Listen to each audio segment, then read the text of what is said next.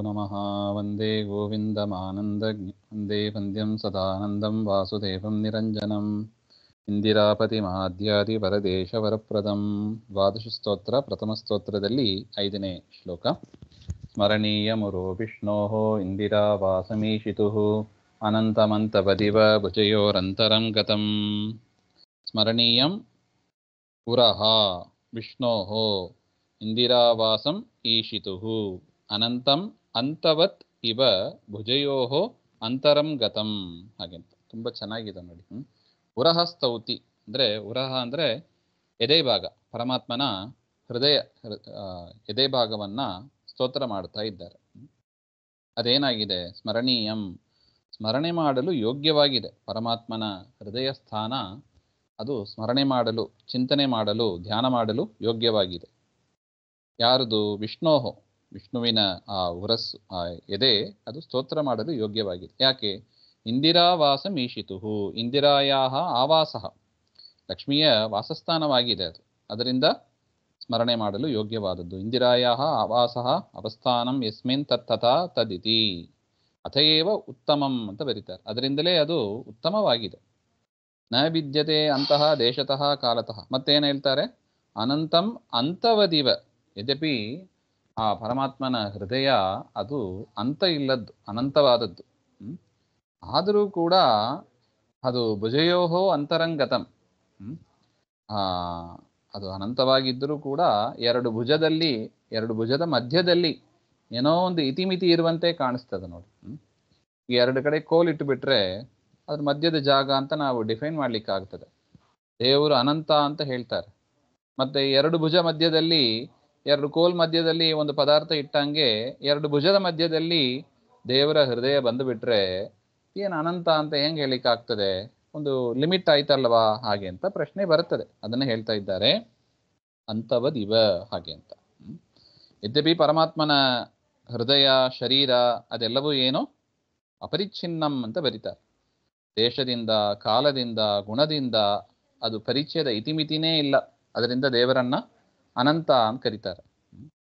ಗೀತಾ ಭಾಷ್ಯದಲ್ಲೂ ಕೂಡ ಆಚಾರ್ಯರು ಬರೀತಾರೆ ಅಂತ ಪ್ರಭಂಜನಾಚಾರ್ಯ ವ್ಯಾಖ್ಯಾನದಲ್ಲಿ ಹೇಳ್ತಾ ಇದ್ದಾರೆ. ಸರ್ವತಃ ಪಾಣಿಪಾದಂ ತತ್ ಸರ್ವತೋ ಅಕ್ಷಿಶಿರೋ ಮುಖಂ ಸರ್ವತಃ ಶ್ರುತಿ ಮಲ್ಲೋಕೆ ಸರ್ವಮಾವೃತ್ಯ ತಿಷ್ಠತಿ. ಈಶಾವಾಸ್ಯಂ ಅಂತ ಹೇಳ್ತಾರೆ ನೋಡಿ. ಎಲ್ಲ ಕಡೆ ವಾಸವಾಗಿದ್ದಾನೆ ದೇವರು. ಅವನ ವಿರಾಟ್ ರೂಪ ಇದೆ, ಇಡೀ ಬ್ರಹ್ಮಾಂಡವೇ ಅವನ ಆಕಾರದಲ್ಲಿ ಇದೆ. ಆ ರೀತಿಯಾಗಿ ದೇವರ ರೂಪ ಇಷ್ಟೇ ಅಂತ ನಾವು ಹೇಳಲಿಕ್ಕೆ ಬರೋದಿಲ್ಲ, ಅನಂತ. ಆದರೂ ಕೂಡ ಹರೇಹೇ ಅಪರಿಚ್ಛಿನ್ನತ್ವ ತದಭಿನ್ನಸ್ಯ ತದವಯವಸ್ಯಾಪಿ ಅಭಿಚ್ಛಿನ್ನತ್ವಂ ಅವಶ್ಯಕಮೇವ. ದೇವರ ಅಪರಿಚ್ಛಿನ್ನ ಅಂತ ಆದ ಮೇಲೆ ದೇವರ ಒಂದೊಂದು ಅವಯವೂ ಕೂಡ ಅದು ಕೂಡ ಅಪರಿಚ್ಛಿನ್ನವೇ. ಆದರೂ ನಾವು ಧ್ಯಾನ ಮಾಡಲಿಕ್ಕೆ ಆಗೋದಿಲ್ಲ.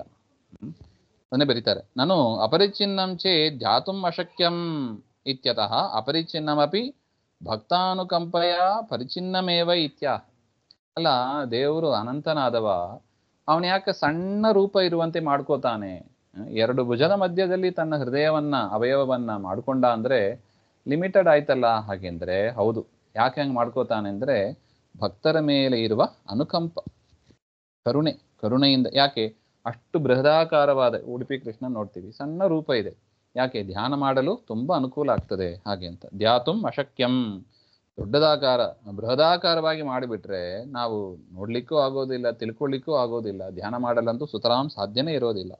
ಅದರಿಂದ ಪರಮಾತ್ಮ ಭಕ್ತರ ಮೇಲೆ ಇರುವ ಒಂದು ಅನುಕಂಪ, ಭಕ್ತಾನುಕಂಪಯ ಅಂತ ಬರೀತಾರೆ ನೋಡಿ. ಪರಿಚ್ಛಿನ್ನಂ ಇವ ಇತ್ಯಾಹ. ಪರಿಚ್ಛಿನ್ನ ಉಳ್ಳದಂತೆ ಅಂದರೆ ಲಿಮಿಟೆಡ್ ಆಗಿ ಒಂದು ಸಣ್ಣ ರೂಪ ಇದ್ದಂತೆ ದೇವರು ತೋರಿಸ್ಕೋತಾನೆ. ಆದರೆ ದೇವರು ಅನಂತ ಹಾಗೆಂತ. ಭುಜಯೋಹೋ ಹಸ್ತಯೋಹೋ ಅನಂತರಂ ಮಧ್ಯಂ.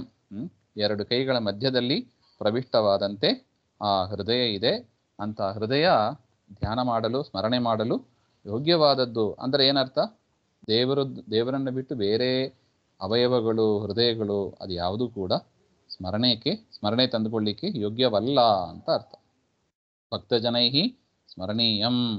ಭಕ್ತಜನರು ಅದನ್ನ, ಪರಮಾತ್ಮನ ವಕ್ಷಸ್ಥಲವನ್ನ ಸ್ತೋತ್ರ ಮಾಡಬೇಕು ಹಾಗೆ ಅಂತ. ಅಂತ ವಕ್ಷಸ್ಥಲವನ್ನ ನಮಸ್ಕಾರ ಮಾಡ್ತೇನೆ ಅಂತ ಹಿಂದಿನ ಶ್ಲೋಕದಲ್ಲಿ ಆರಂಭದಲ್ಲಿ ಬಂದಿತ್ತು. ನಮಾಮಿ ನಿಖಿಲಾಧೀಶ ಹಾಗೆ ಅಲ್ಲಿಗೂ ಅನ್ವಯ ಮಾಡ್ಕೋಬಹುದು. ಅಂತ ಪರಮಾತ್ಮನ ಉರ ಹೃದಯವನ್ನು ನಾನು ನಮಸ್ಕಾರ ಮಾಡ್ತೇನೆ ಅಂತ ಅದರ ಅಭಿಪ್ರಾಯ. ಮುಂದಿನ ಶ್ಲೋಕ ಶಂಖಚಕ್ರ ಕದಾಪದ್ಮ ಅಂತ ಮುಂದೆ ನೋಡೋಣ. ಶ್ರೀಮಧ್ವಾಂತರ್ಗತ ಶ್ರೀಕೃಷ್ಣ ಅರ್ಪಣಮಸ್ತು. ಶ್ರೀಹರೇ ನಮಃ.